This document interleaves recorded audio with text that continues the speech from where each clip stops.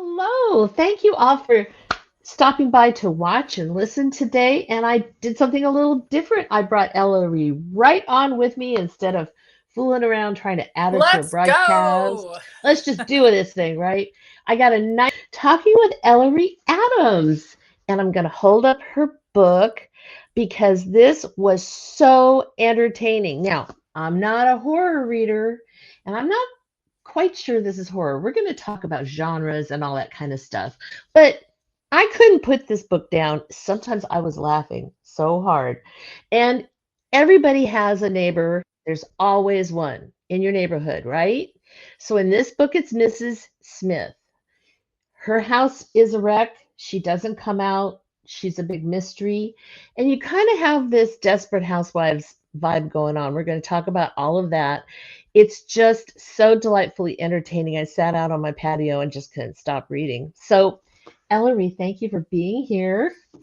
Oh, it's my pleasure. And thanks for liking the book. Loved it. It's so nice to actually put a voice and a face together because we've been chatting it up on Yeah, we've Instagram been for quite friends some for years time. online. Yeah, Yep. and it's great because this way, even though you're in North Carolina, right? Yep. And I'm in California, we can do this. We can have a nice conversation. It's the cool side of technology. Don't get me started on the negative sides. Right. Well, we could do hours on that, right? Yeah. But there are some good things about it, and here we are. Yep. So let's go back. I want everybody to get to know you a little bit. Now, I read your bio and it made me tired. I drink a lot of coffee. Well, your bio, there was one on the publisher's site, one on your own website. It talked about all the jobs that you've had over the years. And then it said, and I didn't realize this, that you have over 40 published books. Yeah, I Yeah. should. I'm on schedule for 50 by 2028. That's the goal. Because then I Wow. want to have a big party. I mean, why not? Hey, I'll fly in. I'm retired. I didn't get to have my 50th because of COVID, so we're gonna do Oh, 50th book instead. that'll be fun. I've never been to Right, North don't you think? Carolina. I'll come get Yeah, a come hotel to and a rental Carolina. car and check it Like out. I'm gonna just invite like everybody I've ever known in the book world. It's gonna be great. Oh, I think that'd be so much fun. So let's go back for a moment and let's kind of do the This Is Your Life, Ellery This is Adams. your life. So remember that? We're old enough to remember that. Yes, yes, yes.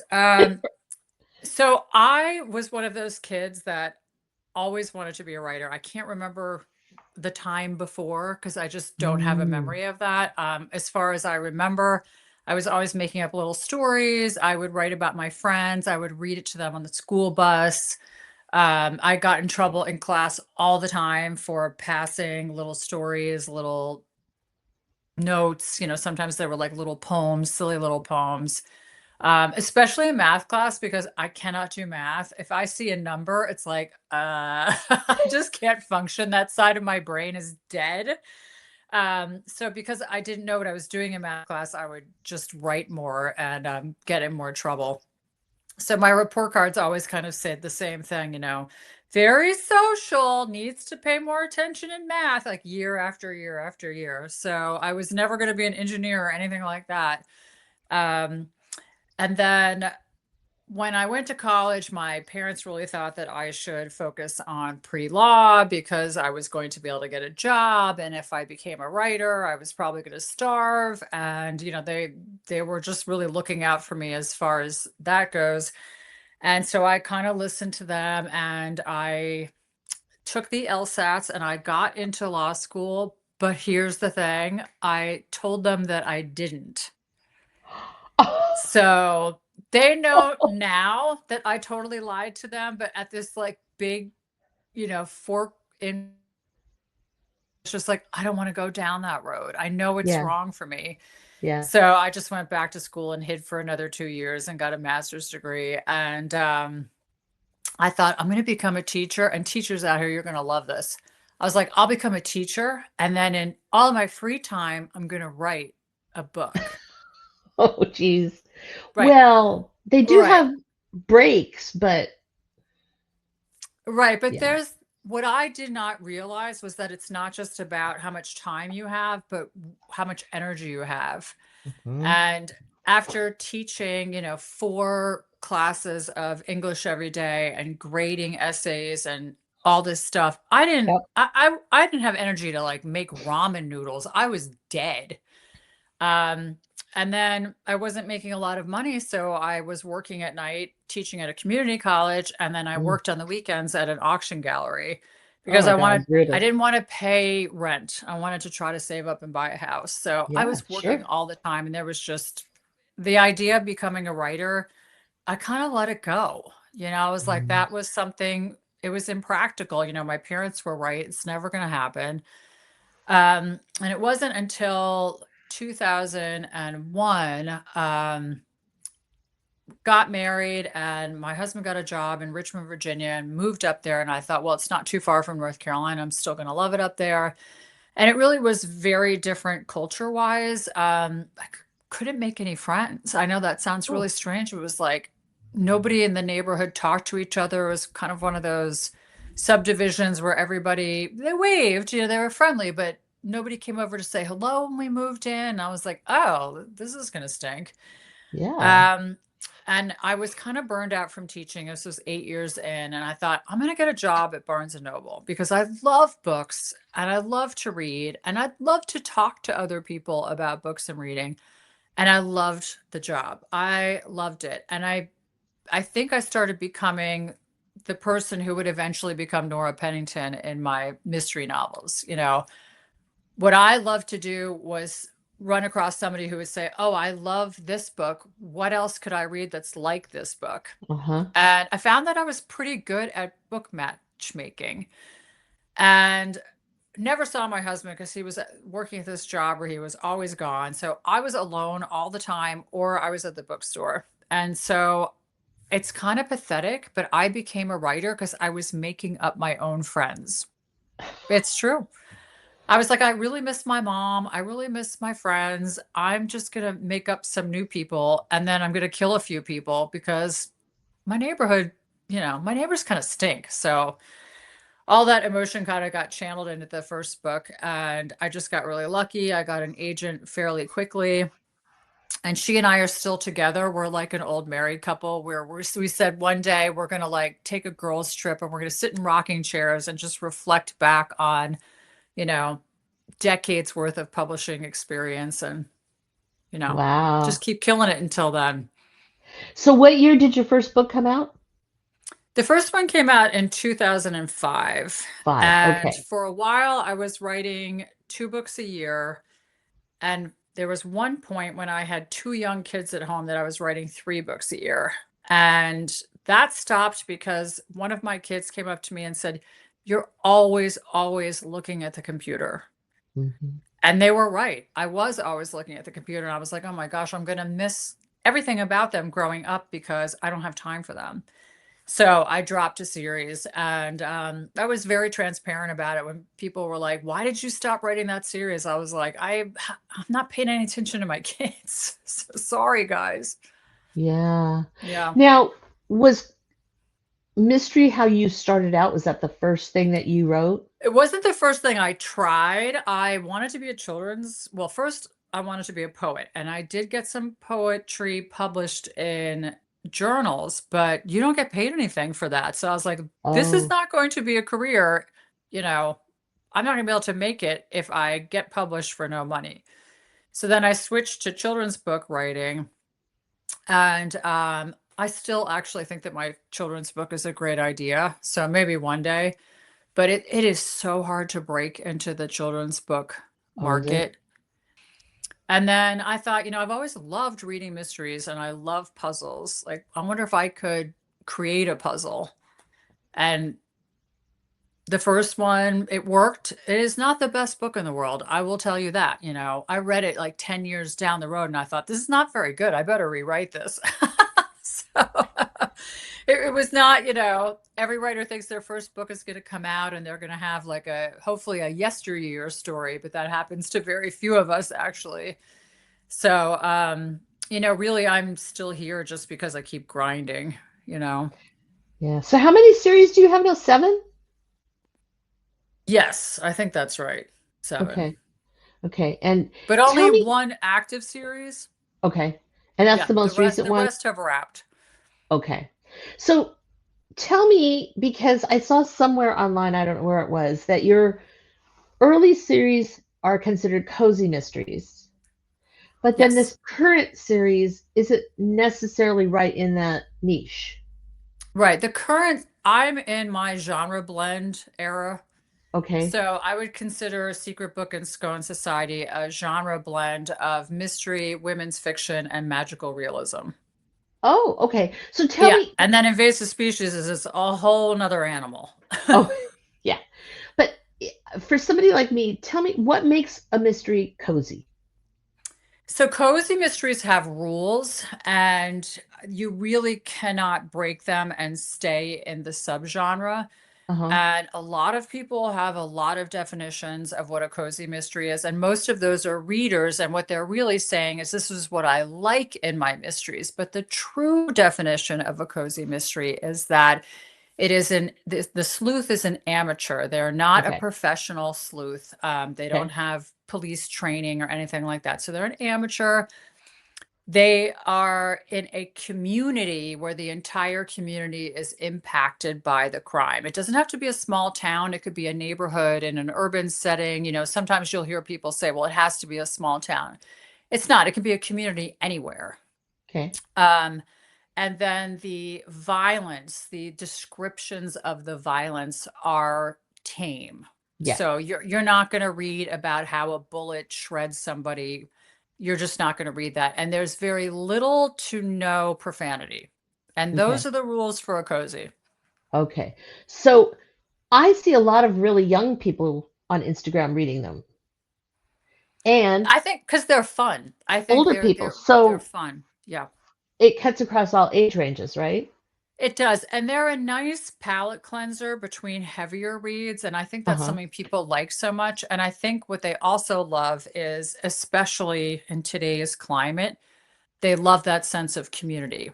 I Mm-hmm. mean, we are getting disconnected by so many things, by politics, by technology, Yep. by class differences, economic differences. And those books make people believe that when we work together, we can make things better. And it's true. We can. So for I think the older generations, it's a longing for the past.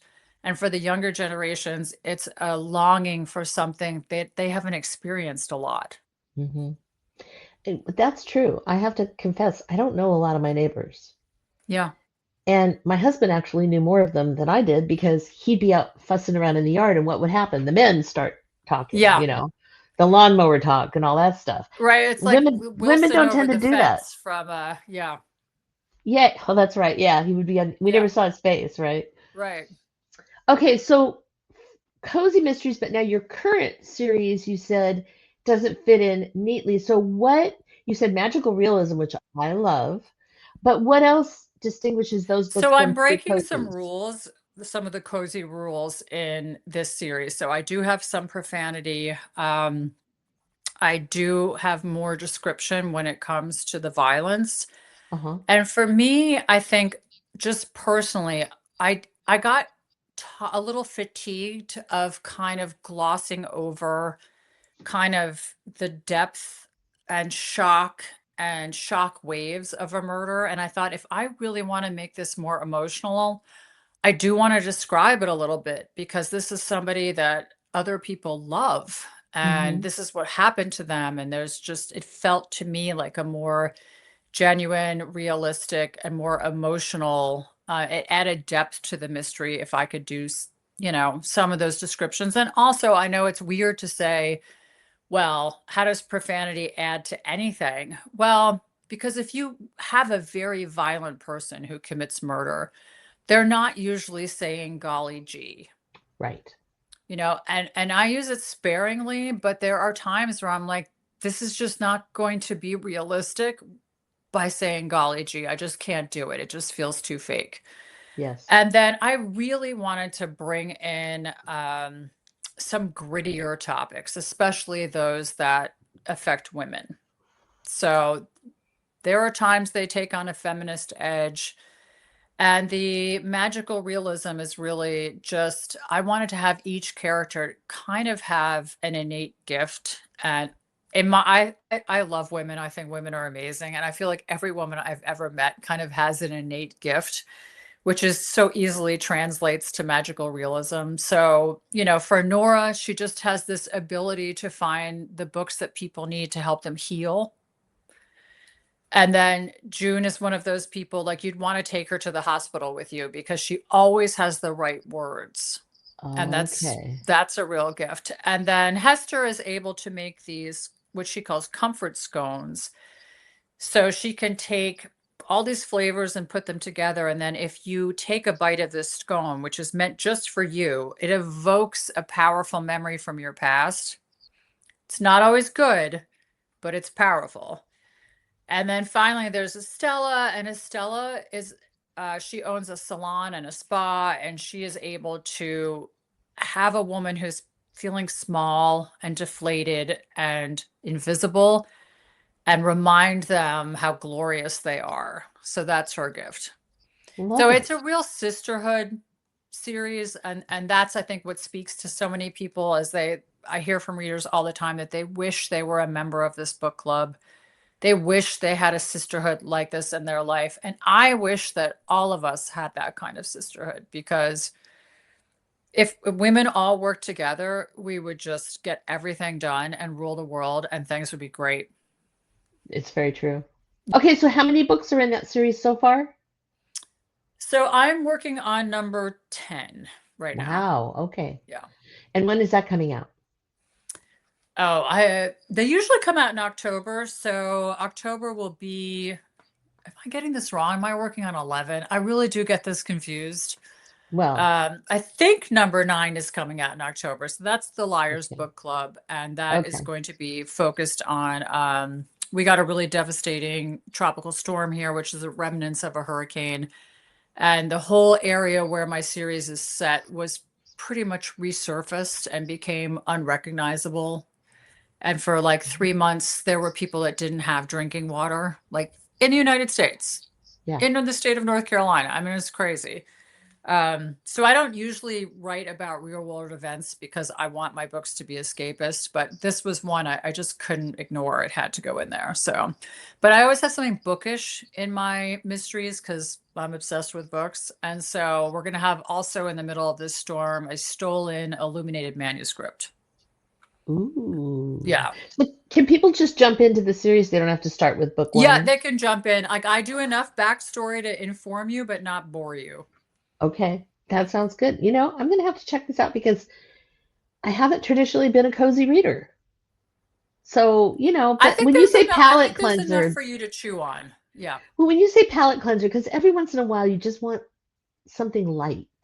You do, and you want something that you know what feelings it's going to evoke.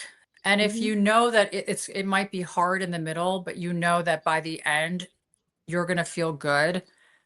Like, I read books, I read Alexander McCall Smith for that, right? When I've read something that's just devastating and has me flat on the floor and like I don't believe in humanity anymore, I'll often pick up one of his books and be like, okay, I feel better. On to the next terrible, horrible, destructive, heartbreaking read. Let's go. Yep.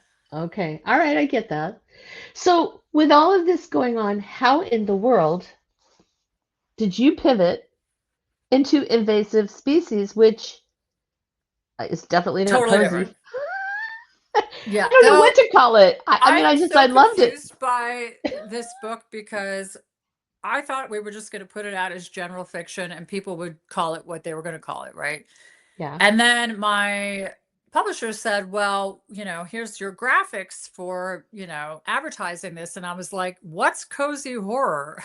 I'd never heard of it before. I had no idea what that was. And I was like, there at one point is a floating finger. Is that cozy horror? Is that what you mean? And I guess cozy horror, what I've been told by other people smarter than me, because I don't know, is that it's the relationships. So you can have a horror novel, Okay. but that has these really important and like emotional relationships where you care about the people. Mm. And so that they go together. Okay. I hope I'm saying that right. I'm not a new horror reader. I've been reading horror since I was like 13, but I am a new horror writer, so I definitely have a lot to learn. Well, it's just interesting because the blurb that they put on the front from Kirsten Miller says dark and delectable. So, I mean, maybe the delectable balances the dark. Is that how that works? I don't know. Maybe, maybe. Well, frankly, It's I kind don't of like care, having pink tentacles on the cover, right? Like right? tentacles are a little scary, but they're pink. I don't care what genre they put it in. I loved it. So, I don't want to spoil anything since I've read it. I'm going to let you tell folks what it's about because you know what you can and can't say, and I don't want to accidentally trip over something and oops, shouldn't have said that. So my one line pitch is that it's Desperate Housewives Hmm. meets Stranger Things with a little bit of Jaws. So it That's good. really is about, my books are always about women and women's struggles and women's relationships.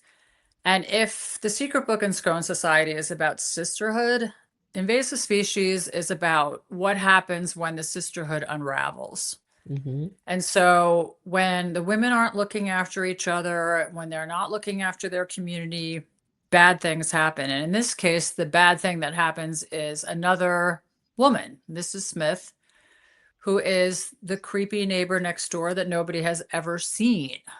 Right. So here's the thing. We've all had one of those haunted houses in our neighborhoods. And the thing that we always make up if the owner is a female is that she's a witch Yeah. or she's crazy. There's always some negative connotation to her being in a slightly decrepit house Hmm. and of avoiding socializing. Like those are things that society does not allow from a single woman Right. without branding her something. Very true. So yeah, it was, in my way, it was kind of a way of like punishing society for having that view of single women.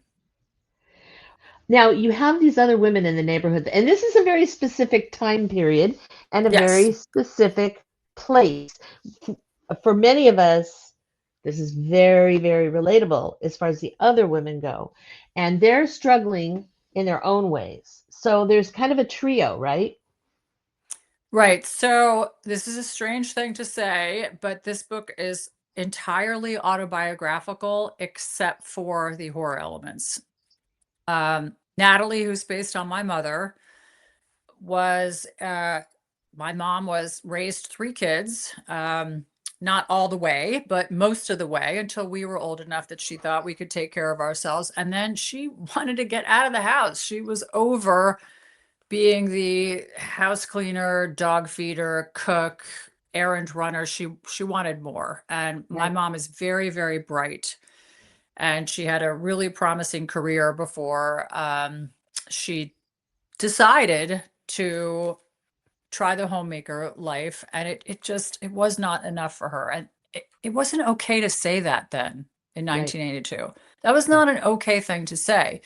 Instead, you had to want all of it, right? And I've got some graphics to show you.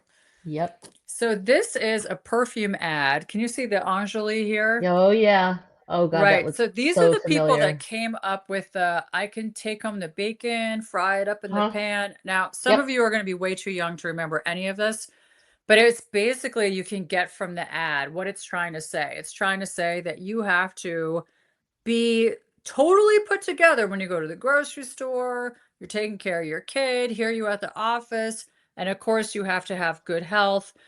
And what you're noticing in all these photos is that even though a lot of this, actually all of this, is hard as hell work, Yeah. she's always smiling. Oh, yeah. There's Hmm. no other option here. And the Right. tagline for this perfume is the 8-hour fragrance for the 24-hour woman. This is problematic, people, Oh, right? God. I remember that perfume, but I don't remember that tagline. Oh, my Yes. God. And this perfume, who is also responsible for that television commercial, Hmm. is they're really partially responsible for all the crap that came down on women in the 80s and the pressure to be all of these people in an 8-hour time period It's Right. not possible, but the Nope. pressure was there. And then this gets amplified by this Oh woman. God. Yep. Helen Gurley Brown. Oh God, yes. Helen is our Cosmo guru. Oh Lord, we all read And this is Cosmo. her book, and this is the life that she expects us all to lead. You know, we're supposed to Yep. look great and be in this feminine office, but also be like a power woman. You've got perfect children at home. You're hosting your dinner parties. You have great sex with your husband. Everything that you do gold star. And you Yep. smiling the whole damn time because you Yep. have to. And what happens is we all wanted, and this is like my mom. So my mom and her friends, they wanted this.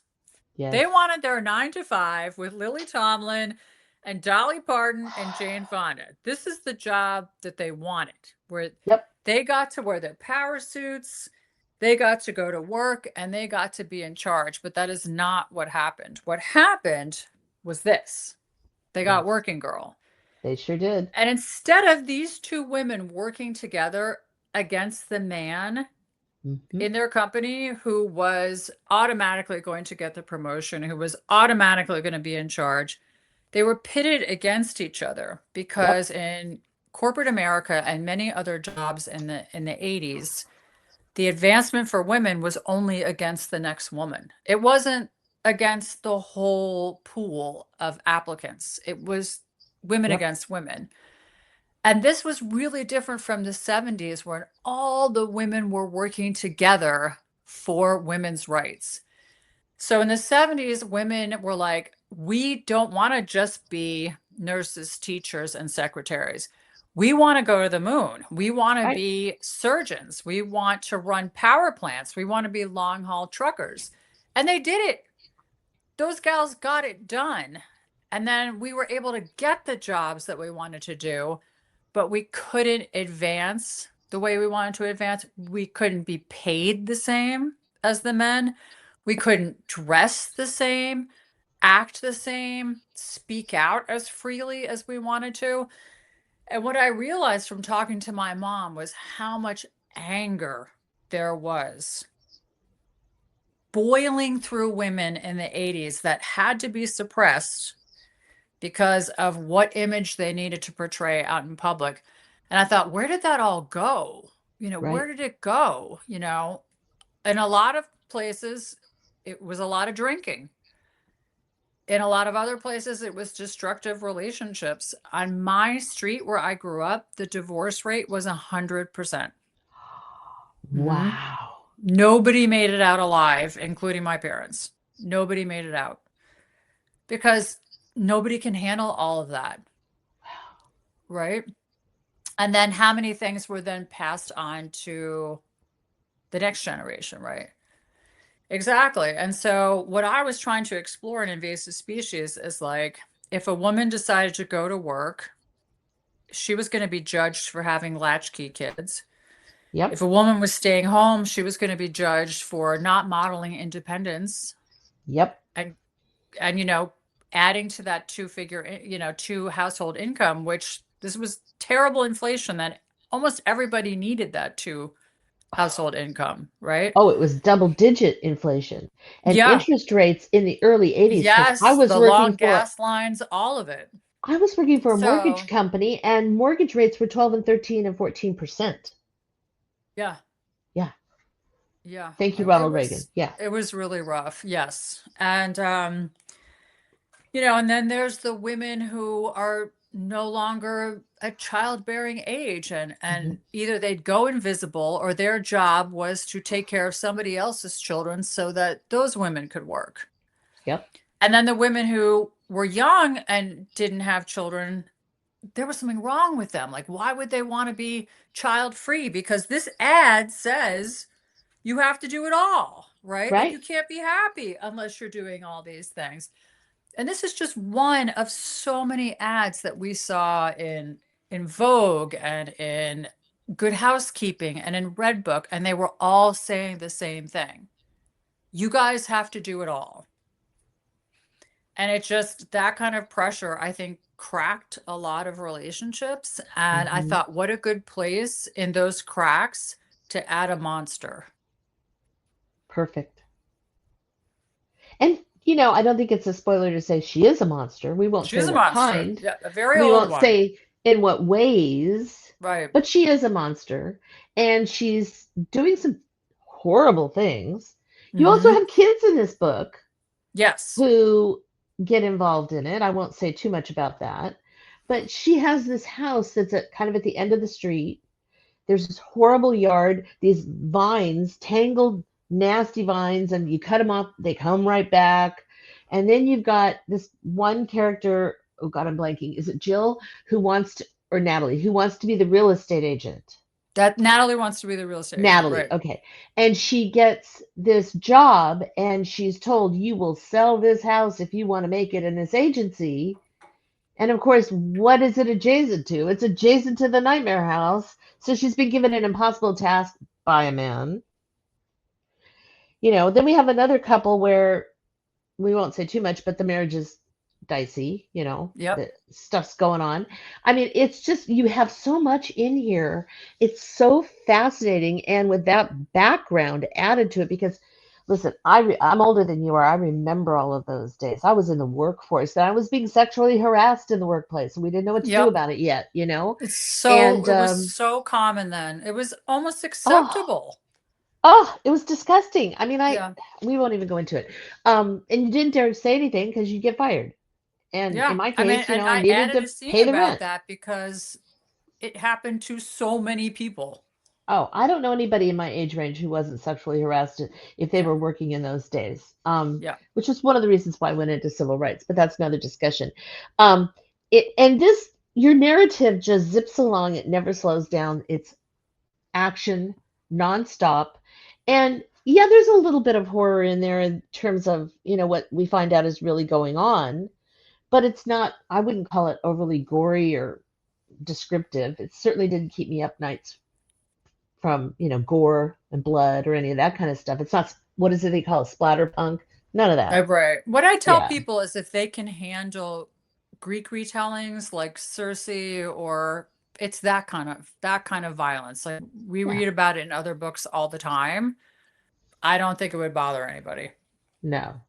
So I loved it. I think everybody should go out and get it. It's a great summer book to sit out and just escape a little bit. I mean, there's a lot to think about, like you just demonstrated for us, but it's also, um, in some ways, it's escapist because there's that fantasy horror angle of it, and it's a great book. I think in the evening, sit out on your patio or go by the pool or whatever and pick it up. Now you have another one coming out. I do. You're kind of repeating, staying in the same lane a little bit. Yeah, well, this one's going to be a little bit darker. Okay. Um, so it is, I think, I don't know. I guess it is maybe a little bit of a genre blend, but I don't know. I have a really hard time identifying some of the genres for stuff. I just write the story and then I'm like, well, you guys figure out what this is. But this one definitely, it's very female focused. It's called Friends in Dark Places, and that'll be out next April. And I'm going to take a group of friends who have been friends for a very long time, somewhat like you and your friend group. But as they've aged, they've kind of left one of their friends behind. Hmm. Three of them have been very successful. They are wealthy. They're very independent. And then the one that's been left behind is just financially struggling, has not been able to have a relationship, would just love to have kids, doesn't have a kid, doesn't have enough money to have a kid, but she teaches other people's kids at this very hoity-toity private school. So she has, at the beginning of the book already, resentment. There's bitterness in her, but also you can feel for her because she's lonely, and she misses this time when they were all in college together and they were equals and she was the cool girl and she didn't get left behind. And so they're going to go back to their college for a reunion. And the place they go, which is, again, I'm going back to Long Island, New York, because there's an area of Long Island called Shelter Island, which has a very dark and violent history. Hmm. And it's also very isolated. You have to take a ferry to get over to it. And so Ula, she's the one who's kind of been left behind. She rents a beautiful Airbnb. It's overlooking the sound. It's just absolutely gorgeous. And it's a historic property. And on this property is a very, very old windmill. And it's a very Mm. creepy place. As soon as you go in there, you just feel like something is wrong in there. Ooh. And that is because there is a spirit lingering in there, and she ends up taking over Ula, and all that bitterness turns to, well, it's going to be mayhem. It's going to be mayhem, and it's going to be mayhem on a Halloween weekend. So I love it. This sounds great. And that comes out in April? that comes out in April, and each one of the women is in some way involved in the publishing world. So one of them is an author, one of them is a literary agent, and one of them publishes Femlit. And then there's this one who's teaching English to hoity-toity private school kids.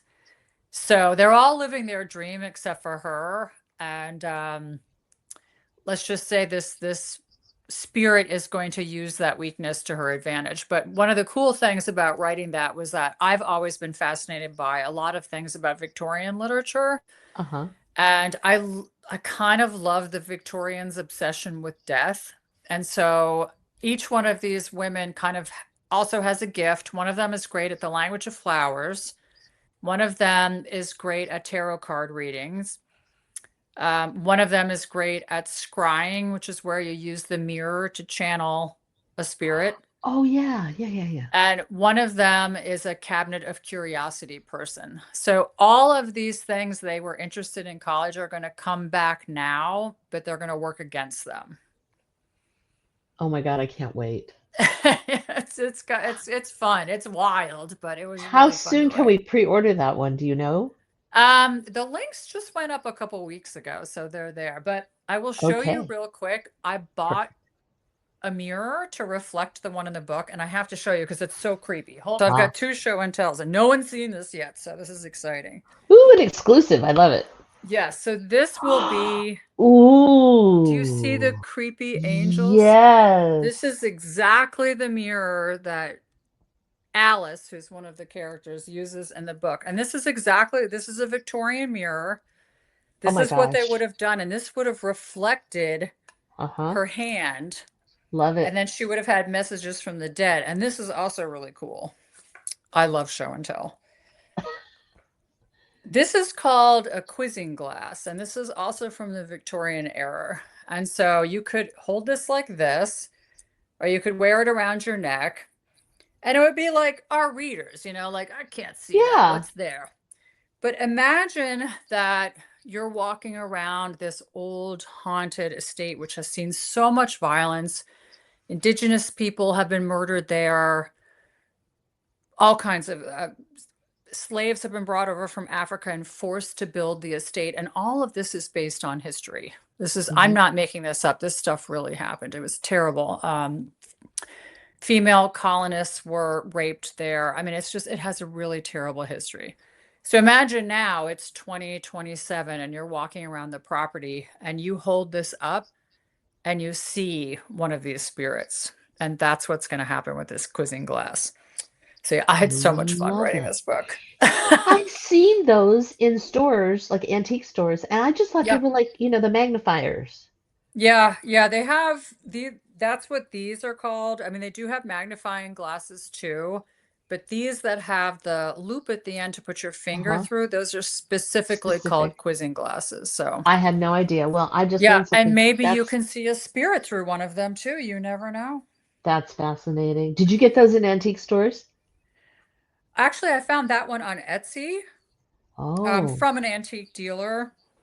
And the mirror I did find in an antique store, and I had waited to write the mirror description until I found the mirror because I knew that when I went on tour, I wanted people to be able to look in it and look at those creepy angels and be like, yeah. couldn't you just imagine like a spirit coming through there? I mean, look at the thing, right? Yeah. Yeah. Yeah. So Creepy. I have 2 more things to collect before that book comes out so that when I do events in person, I can have all 4 elements Uh-huh. from the women on tour with me. So gonna be doing some Excellent. shopping. Oh, fun. All right, so I have to ask you a couple of questions that I ask every author, and if I don't ask, I'm going to have people go, "Why didn't you ask me that?" First of all, your writing method. Are you a plotter? Are you a pantser? Are you somewhere in between? Oh, I'm a total pantser. I Are I you? wing everything. So when you sit down to write, do you know the ending of the book? I basically, I don't know specifically how it's going to sound because I have to put people through the ringer first, and then I know. Invasive Species, I did not know exactly what I was going to do for the ending when I started it. I did know exactly how I was going to end Friends in Dark Places because Okay. I had that in my mind as soon as I started writing. Mysteries are, I'm not going to say easier, but they have a natural progression to an ending where there's going to be a resolution and an explanation of the crimes and et cetera, et Yeah, cetera. And so really those endings are more about vibes. What's the vibe right now at the yeah, end of what everybody's been through? sure. So were these more fun to write, or are they just a different experience? They're just so different. I mean, writing the secret book in Scone Society is really just like me hanging out with my friends. I mean, I'm working on it right now and I'm just like, oh, I know exactly what June would do now because it's June and this is what she would do. Sure. The horror for me or like these genre blends, it's much more of a challenge because I have never written in multiple point of view before. Oh, So Invasive okay. Species was the first time I ever did that. And I Really? really have a new appreciation for authors who can really distinguish voices from chapter to chapter. It is hard. It is hard work. It Mhm. was a lot of drafts. But now I feel like I've gotten the hang of it. And my challenge, I think, is I like to put so much stuff in every book. Um, I don't know. I don't know if that's a good thing or a bad thing. So I do want to keep writing these darker books. I have an idea for another one. We'll see if it happens. I have a 2-book contract with Harper, so hopefully Invasive Species will sell okay. Hopefully Friends in Dark Places will sell okay, and they'll let me write some more because for me they are just it's a new challenge, It's like I feel like I'm Yeah, growing and I always like to learn and grow. yeah, absolutely. Well, I hope they do too, because if the next one is as good as this one, I'm down for it because I loved it. Um, just briefly, because I know you could probably tell us hours about this, but I always ask authors who've been in the business for a few years, and certainly that's you, what changes are you seeing in the publishing industry? What's the state of it today? What do you see the future? Because, we all read the article about America as a post-literate society. People aren't reading like they used to. It's Where weird do you because think it's that going? article, what I want to say about that article is that, well, I think women are reading. I think women are reading of all ages. And I think that young women are reading so much and their voices are so powerful. They're actually driving the market trends. Interesting. Yeah. And I may not want to be reading those genres, but boy, am I proud of them. I am Yes. so proud of them for being so powerful Uh-huh. that Barnes and Noble is determining what kind of front display windows they're doing based on what they're seeing on TikTok. That's Hmm. power. I mean, Yeah. they're they're buying these books.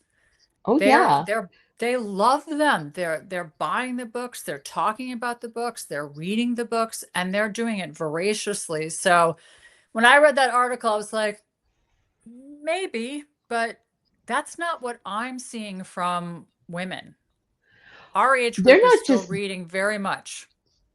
they're not just buying books. They're buying 3 and 4 copies of the Yep. same book, because I'm amazed when I'm on Instagram. And listen, I'm a fossil on Instagram. I'm definitely in the Yeah, old fart. same. I'm right with you, girl. Well, I got years on you, honey. I'm in the old fart society over there. Like I've got the little gray hair lady emoji because people, and I find myself commenting, "Yeah, I'm that old," because they look at me like, "What?"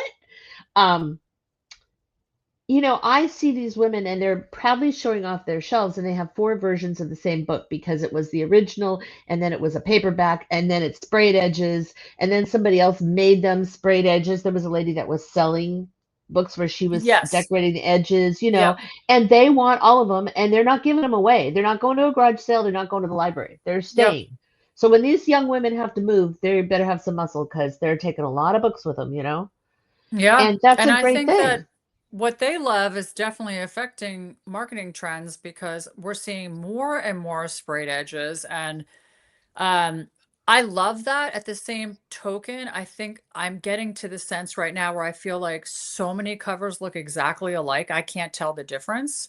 Yeah, So you can oversaturate with that kind of thing. And sure. sometimes I think that's even true in the thriller market. They're like, "Oh, it's a thriller. It's going to have either a dark blue or black background and you're going to have red font and this that." Like I do wish cover design would have a little bit of a revolution. I feel like when a cover doesn't follow the rest of the leads, then it really stands out. Yeah. And those Well, are the covers I'm really drawn to in a bookstore. I'm just kind of like, whoa, like I don't even really care what genre it is. If I read the blurb, I'm attracted to the cover, I read the blurb, I will buy it. But I also understand that there are people who will only read thrillers. And so they yeah, want to be able to go into the bookstore and be like, oh, that's a thriller. That's what I want to read. Um, I think what I've seen, first of all, from an author point of view, is how much more work authors have to do to get the word of their books out there. It really is a part-time job. I mean, when John yeah, Steinbeck was writing, he did not have to worry about social media or even touring or anything. He sent the book in via post and his job was done. right. Done. Yeah, Right? Where we are every yeah, day, trying to hustle, trying to plan tours. So I think it's probably for new authors, it must be very overwhelming, like right. how much they have to do, how much of their own money do they have to spend getting their book out there. And it's a lot, there can be author burnout fairly quickly because of all the side jobs and promotion. Yeah, So that's changed a little bit. I think that there's definitely an hierarchy in publishing, which is a little bit defeatist, where it's like, well, they're going to put all their money toward, the top 3% authors in their company that are already doing well to make them right. do even better. And then, the debut authors might not get much of an advertising budget at all. So they might not make it to the next book or two. So I feel like if I was in charge, I would try to have some more trickle down economics, so that you'd have more books making it. But I think that model's been set up for a while now. Hmm. Um, I mean, I don't know. I've been doing this 22 years, so I guess one of the biggest changes is that I had to write a letter to do an agent query, and now you can do a tweet. So that's kind of a big difference. Also, you get your rejections immediately. It was kind of nice to like bring in the post from the mailbox and be like, is this fat? Is this thin? Is this like a college application letter? But it was usually a rejection anyway. But so things are quick, but also you can kind of follow agents online and see what they're Uh-huh. looking for. And you can reach out to them online and they're in some ways more accessible. So that's nice. Um, Well, you don't have what to else? mail I don't know. huge There's so much. manuscripts, though. You can email those too, right? Oh yeah. Yeah. John Grisham tells the story of mailing out the same manuscript, I forget how many times for his first book, A Time to Kill. He had written it longhand, and his secretary would mail it, and then they'd mail it back to him, and they'd go, okay, next person on the list, send it to him. And I don't know how many times he said that Yeah, thing could you went back and imagine if it forth. got lost? I hope he had copies, but you know what I'm saying? It's like it was the big thick, and he said it was like 1,000 pages when he Yeah, first yeah, wrote yeah. it. And we do So, all that. We do all that electronically now. so at least now you can just, Yeah. zap it and send it somewhere. But some of the, I think, changes that surprise me are that I believe that for certain companies, copy editors no longer need a college degree, which means that somebody might be correcting your book who has not the education to be correcting your book. That's interesting. Yeah, that's interesting.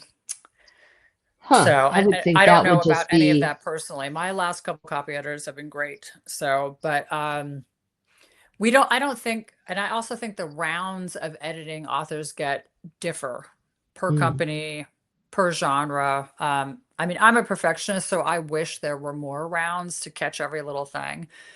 And then again, there's another difference. When I first started, the ebook files and stuff, they were just getting going. And mhm. most of the errors in authors' books are in the ebook files. And it's usually a program translation issue. It's like if you go back to the author's original work, they had it correct. It gets changed somewhere when it's in the software for the ebook. And then Yep. the poor author, all of the responses they're going to get from readers online will be on, I was reading my Kindle and you spelled this wrong. And actually, if you go back into their manuscript, they did not. So it's tough. Like, again, technology is great when it works, and when it doesn't work, it's frustrating.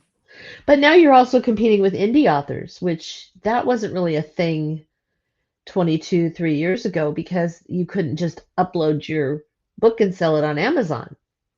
Right. So you're competing for market space, aren't you? Yeah, I think that indie authors definitely have a harder road only because someone else is taking care of my distribution and getting books on shelves and book packaging. And I don't have, I mean, it must take hours of work. So I feel like, they are really believe in their own projects and, I just the effort they put in to get exposure and find an audience is just incredible. I mean, it's not Right. any less or more than a traditionally published author. I hate the idea like that we're ever versus each other because we're just all Yeah. writers. And no, and Yeah. I wasn't suggesting that, but Yeah, I was no, just no, saying I know you weren't, there's but just more sometimes I'll choices for see readers. yeah, I'll see readers post like, well, I only support indie authors because traditional authors already have it made. And I'm like, not really, guys. Like, we have to hustle a lot too. Like, Yeah. yeah, if you're John Grisham, you have it made. But the rest of us have to work every day to get exposure. So, I mean, I think there's probably misconceptions about both sides. People have asked me before, like, why didn't you do the self-publishing? And I found the whole this was way back when, the whole formatting and the whole technological aspects of it just overwhelming. And I was like, I've got little kids at home. Like, I just could not handle this. Right. I think there's an opportunity to make more money there. But again, like it comes down to distribution. It is just really nice to not have to handle that. Right. Well, and John Grisham isn't doing his own social media. He's not Right, planning right, right. Well, once you his get own to his tier, tours. it's I mean, cake. Yeah. You just have to write the those book then. You get to go those back to being John Steinbeck. yeah, they're living in a whole different world than that. Yeah, I talk to a yeah. lot of authors who still have full-time jobs and they're published Oh, authors it's by most major common to companies. have another job. Yeah. Yeah. So, all right. Well, another question that everybody always wants to know. I know you're a big reader. Give us two or three books that you've read recently that you recommend to other people before I let you go. Okay, let's see. Well, Karen Slaughter's latest. Ugh. I'm one of those people that blanks on titles the second somebody asks me. Um, We Are All Guilty here That was was the the last one. This is the first next one. one. And this, I have it. It's sitting on my shelf in the other room and I can't think of it. I'll It's like find it and I'll put literally it in up there. on my Instagram for a freaking giveaway, and I'm blanking on the name. This is so me. Well, But it was I do five the stars. same thing. I'm gonna look right now because I have to actually say, oh, The Secrets We Hide. That's it. Yeah, so this is book two in this new series, and I love Emmy Clifton. I love this series. It is so good. Excellent. Um, It's hard to go wrong Also with I Karen read Slaughter. yeah, so that's for you thriller readers, you've got to get that. But actually, I just think that anybody who loves a good story with any kind of mystery or a crime story, um, one of the things I do hate is like all this genre breakup means that some people will read thrillers, but they won't read a mystery. And I'm like, every thriller is a mystery. Every Absolutely. thriller is a mystery. So Yep. I don't get it. Like, what do you mean you don't read mysteries? You do read mysteries, but they want it to be labeled a thriller. And what worries me about that is the assumption that a mystery is not exciting because it's not Oh, labeled a thriller, no, they can right? be very exciting. That's one of the things about like modern publishing I don't like, because I think that the division into these teeny subgenres can turn people off of other subgenres, and it's a bummer. Then they won't try it. So anyway, try mysteries, guys. They're exciting. Um, Also, Maria Tussaud, I just finished her. It's a folklore-esque horror novel called This House Will Feed. And Oh, this was based on the time period of the Great Hunger in Ireland. And I feel like I love when a book teaches me something. I learned so much from this book. I mean, I was so angry and I was like, I hope we have a vengeful spirit that just really gets people in this book. And it was very satisfying, but okay. also whenever a book sends me to Google, to me, like whatever star rating I was going to give it, it gets an extra one because I'm so compelled and I'm so sucked into the narrative that I want to know, okay, if I go back in history, what did that history look like? And the book just matches the hunger and the fear and the injustice so perfectly. It's just, it was the first thing that I've read by her, and it was amazing. It was Oh, amazing. excellent. I'm going to have to look for that one because I had not heard of it until just this moment. Yes. So, and Excellent. that's, to me, this is an example of like, people might not read that because it's labeled as horror, but to me, it was like historical fiction Hmm. with dark folklore elements.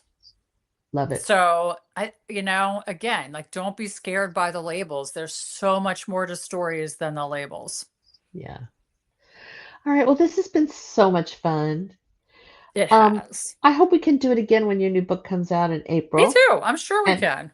talk about that one. And in the meantime, take it to the beach, take it to the pool, take it to your patio, to your bed, wherever. I Give it for Christmas. give it for Christmas. It's what is it? Spooky Summerween. season. Summerween right now, right? Yeah, And then it's going to be Summerween. Halloween, and it's a great Halloween time book because it does have that horror element. But as Ellery has demonstrated for us today with her visual aids, is that the word? I Yes. you definitely were a teacher. Um, I come from a family of teachers. You still have the teacher Yeah, element. it never goes away. It never goes away. I mean, there's just a lot here to chew on and think about. If you're old enough to remember it, I mean, my brain is racing now. You have resurrected so many memories for me of those days, the 80s and 90s as a young woman, trying to establish a career, getting married, having children, trying to balance. Oh, believe me, I couldn't do it again. I'm too tired now and old.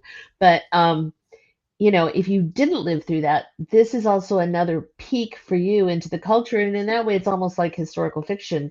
You can Hmm. find out what it was like for women in those days if you're a younger woman today and you're having an easier time. Although, I don't know, because when you were talking about, those women in the ads having to smile, I was Yeah. flashing on Caitlin Collins, isn't that her name on CNN, being told you don't smile enough? Yeah. Yeah. Like Some I things think have that not changed. the younger women have totally different challenges, like the social media pressure to look perfect, that I'm exhausted on their behalves. Right. But But there's I think still, they're getting smarter earlier than we did, because they're just going, I'm not gonna play this game because who made right. this game? Not me. Right. Yeah. And a lot of times there are avenues available to them called, the EEO officer, which I was an officer and a counselor and litigated a lot of cases of sexual Yeah. harassment. So there were things that we didn't have in those days. I'm not saying that it's easy to do that, but Right. there are resources that people are made aware of. There's mandatory training. And so everybody in the workplace now should be aware of what the And rules people are are talking about it and what now. I mean, happens. it was shameful to talk about it then. You just didn't talk Oh, about it. no. I Yeah. mean, I remember going home and just feeling, ugh. But, I didn't talk to anybody about it because what was I going to do? Nothing. I was powerless. Yeah. And that was the worst part. So, anyway, it's a fabulous book. Ellery, I'm going to go try some of your scone. What is it called again? The Secret Book and Scone Society. Secret Book and Yeah, Scone I've got Society. this one's coming out in paperback in September. So this was the hardcover last October. This is Okay. a Halloween Tatted read. This poem. comes out in September in paperback, and then the next hardcover comes out in October, and I will be hitting the road. So I'll see some of you guys out there. So much for doing Thank this. you. Thank you guys for looking, listening, visiting, reading.